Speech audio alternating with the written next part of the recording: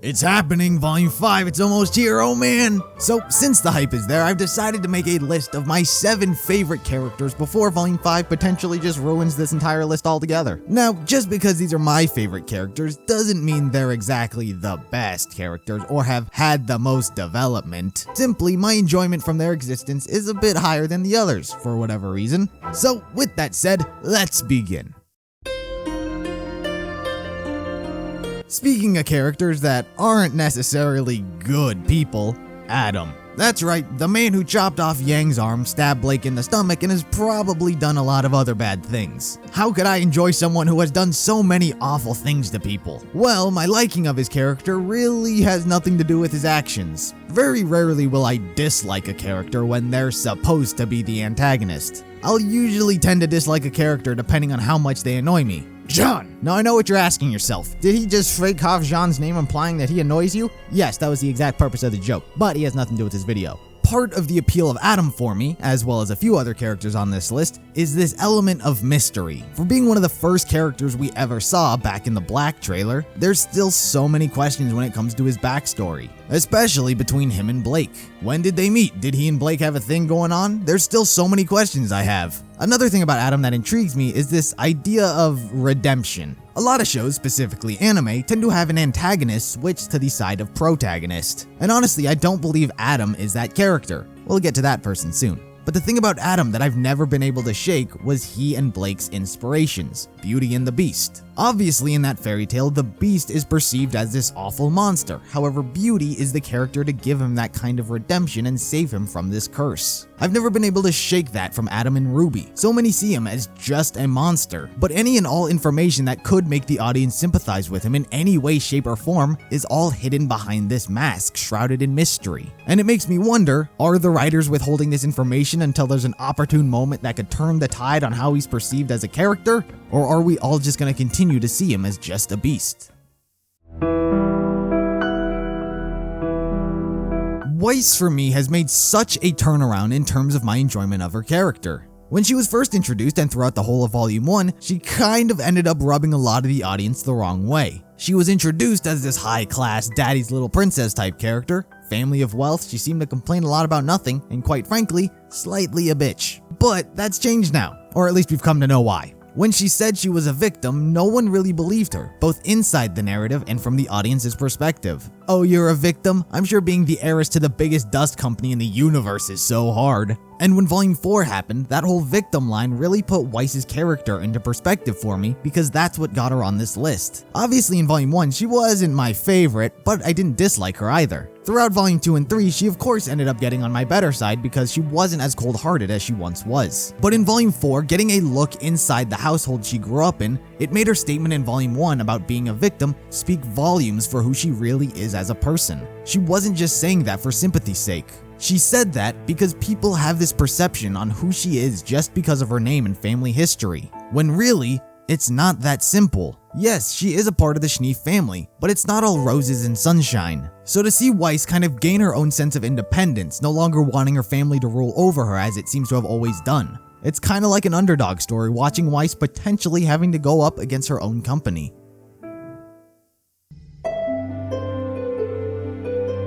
I feel as though I had a very biased introduction to Sun's character, considering I knew he was voiced by Michael Jones from Achievement Hunter. And since I enjoy Michael so much, I feel as though a lot of that bias bled onto Sun. But that doesn't stop me from continuing to like his character. He's someone who wants to do good and tries to do good through his actions. He doesn't seem like a character who can just sit back and let things happen. The White Fanger giving Faunus a bad name and representation. Yeah, the cops are technically responsible to stop this organization, but Sun just can't sit by and wait for that to happen. He instead tries to speed up the process by getting involved. Much like how the White Fang get results by being aggressive in their actions, Sun does the same, but instead of civilians, it's the bad guys. And the same kind of attitude translates to his crush on Blake.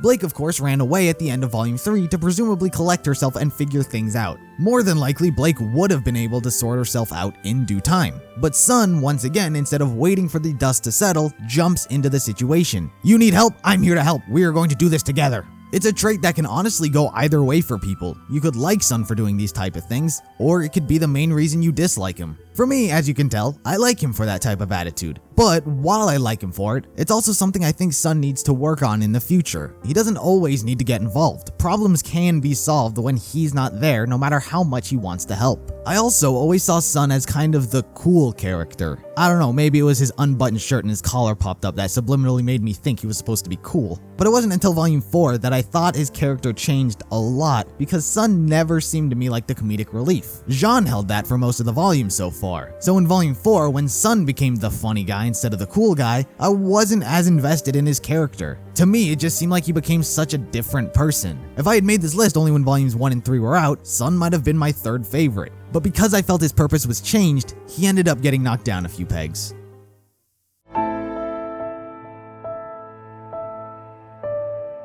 Ilia is probably the one person on this list I feel as though that can be immediately pushed off depending on what potentially happens in Volume 5. She didn't exactly pique my interest at first because she didn't really do anything of significance in Volume 4 for me to get a sense of who she was. But it was during the Blake character short that I really ended up taking an interest in her character. You see, Blake and Ilia seem to be two sides of the same coin. Their beliefs, I believe, are the same. They both want to do good by Faunus kind. They've been harassed, looked down upon, and not treated as equals by everyone else, and that needed to be changed. Just Blake went one way and Ilia the other. I can't say that they're complete opposites considering Blake was a part of the bad version of the White Fang, as it were.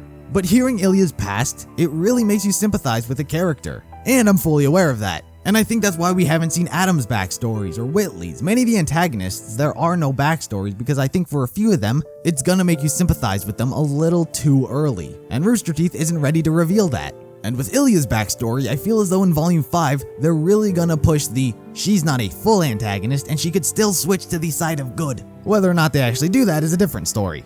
You see, earlier when I was talking about Adam, I mentioned that I didn't think he was the antagonist that was going to switch sides, because Ilia, I believe, is that person. But hearing her sympathetic story, she having to hide her Faunus traits because of how discriminated they are, and how awful her quote-unquote friends were. But it's also the fact that she didn't take the higher road, which I liked. The higher road would have been, they saw my Faunus traits and I proudly show them off because I knew how truly awful of people they were on the inside, or whatever. That's the higher road. Instead, she did the cooler thing, according to her since we didn't actually see it, and knocked their teeth out. Come on, who honestly doesn't think that was the best option she could have picked? And you can see how and why Ilia is still on the side she is now with the White Fang. The White Fang tried to get everyone's respect and equality peacefully, it wasn't given to them and there were no results. The leader steps down and a new one arises. Instead of using words, they use actions. And the actions got results, much like what Ilia did. She didn't talk to her friends, she took action against them and got results. You can see why Ilia's on the side she is now, even though she appears to be wavering when it comes to Blake.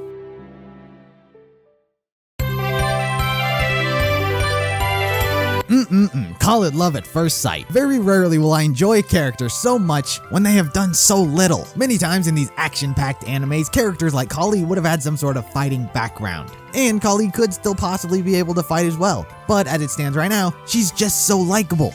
And hot. Listen, you knew it was coming. What type of cat is Kali? A cougar? Alright, I'm done with the jokes. I have no concrete reason to like her. There's been no story or flashback of Kali, nor do I think we need one or are going to get one anytime in the near future. It's just her loving and sweet caring demeanor, as well as her weirdly sexually charged nature, that I enjoy her way too much than I actually should. Ren, the original character I was drawn to when the series began. And by that, of course, I mean episode 4. Once a show begins, or at least you begin watching it, it's kinda just natural that you pick someone.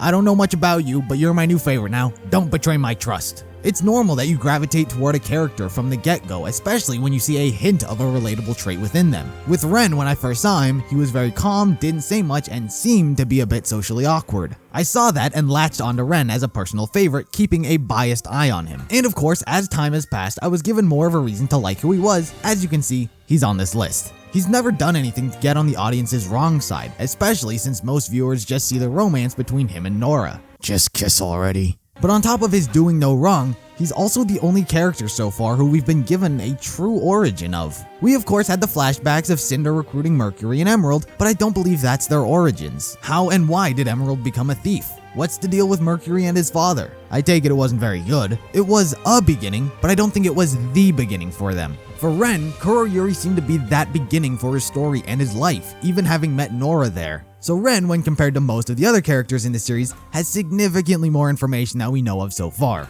I mean, how can you not enjoy someone like Ren? Yeah, he may have been a bit of a coward when he was a child, but when push came to shove and his village was getting destroyed, he pulled himself together to truly help someone in need. Ren may not be the boldest character or the most outgoing, but you can tell that he truly does care for his friends. Also, he's like practically a ninja, and ninjas are cool, so I mean, you can't argue with that. Neal. It's always Neo. She always manages to find a way to #1 on my lists. What can I say? I'm not original. On the complete opposite side of the spectrum from Ren, we went from a character who is one of the few that we know the most about to another character who we know absolutely nothing about. Is that part of the appeal? Yeah, that's really it if I'm being honest. When I was talking about Ren, I said how I was drawn to him because of how quiet he was. I guess when you completely get rid of any dialogue whatsoever with a character, I guess I'm drawn to that. Also, she seems to be a bit of a psychopath. She just shows up one day on a train, kicks the shit out of one of the main characters as if it were nothing, like she was just eating ice cream. You know, I scream, you scream, we all scream, except for Neo. She can't scream because she can hardly make a sound. I'll be honest, I don't have any solid reason to like Neo as my favorite of all things. But too bad, because she is. Hey, thank you for making it to the end of the video. As you can see, there's no real logic or pattern for who I like the most. Some villains, some heroes, some just hot. But ultimately, they're all just cool. So how about you guys? What are some of your guys' favorite characters and why? Be sure to let me know down in the comments below. Like the video if you liked it, subscribe if you're interested in more content like this, follow me on all social medias, and I'll see you in the next video.